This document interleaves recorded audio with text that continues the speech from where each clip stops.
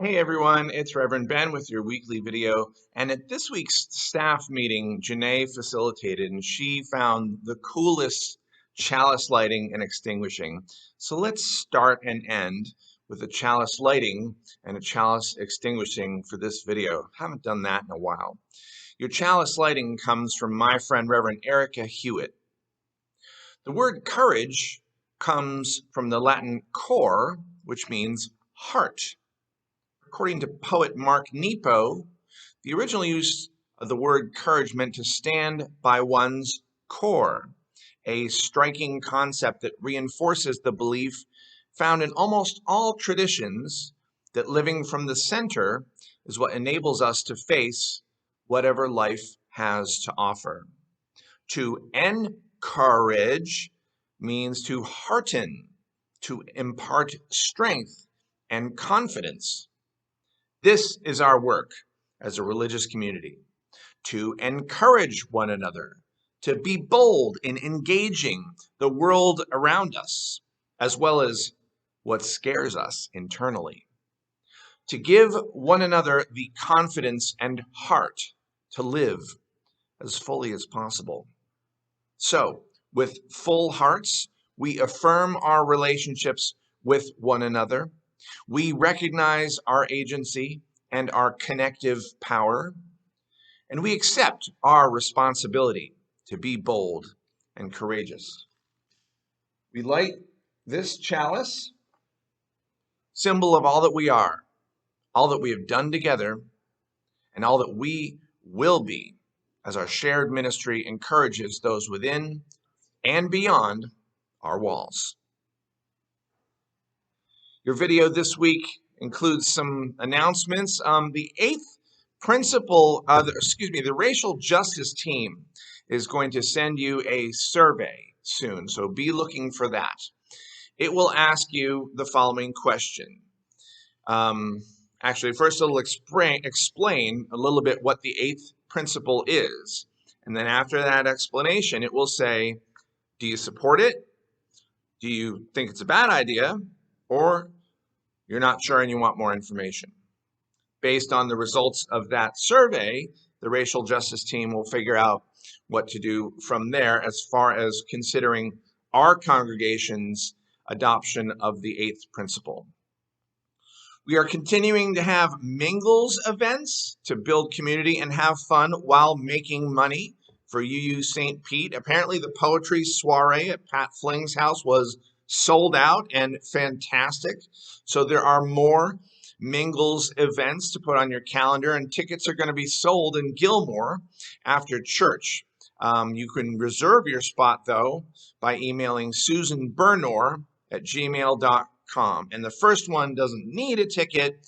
It's tomorrow, Friday, February 17th, the Better Late concert from 7:30 to 10 at Noisemakers, which is 2616 Emerson Street South, St. Petersburg. Apparently the band has this wonderful woman singer, and guess who's playing drums? Our very own Dick McRobert.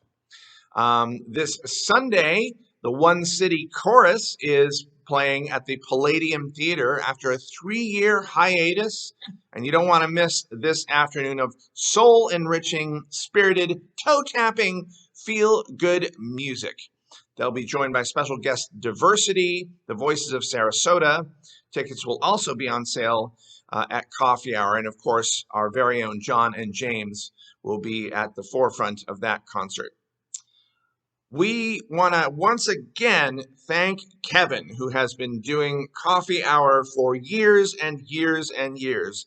He finally gets to take a little rest and, heal his body. It is a very hard job, and we have a new hospitality team. Thank you, new hospitality team. But this team is 3 people, and they need volunteers. So they're going to have, I believe, a featured announcement this Sunday and a sign-up sheet insert in the order of service.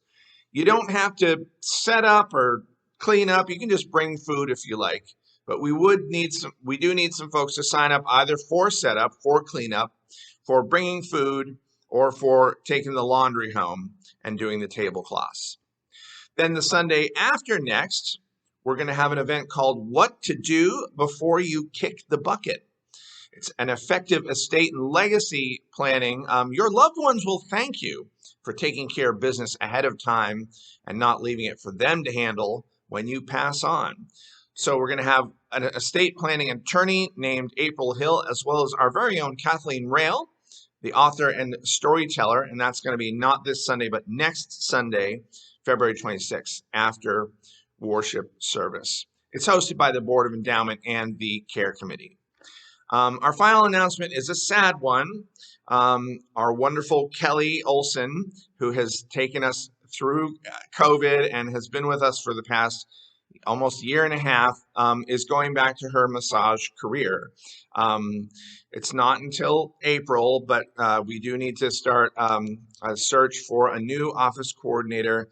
And Kelly, we're going to miss you. And if you see her, just tell her how fantastic she is, please.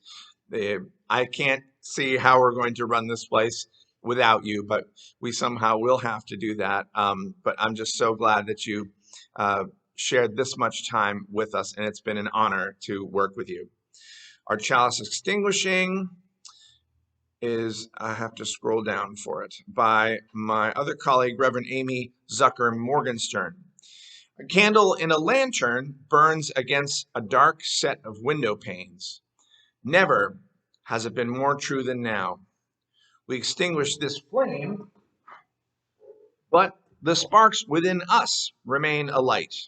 From each of us in our supposed solitude, the signals buzz and hum, sparkling through space to one another, connecting us invisibly but palpably.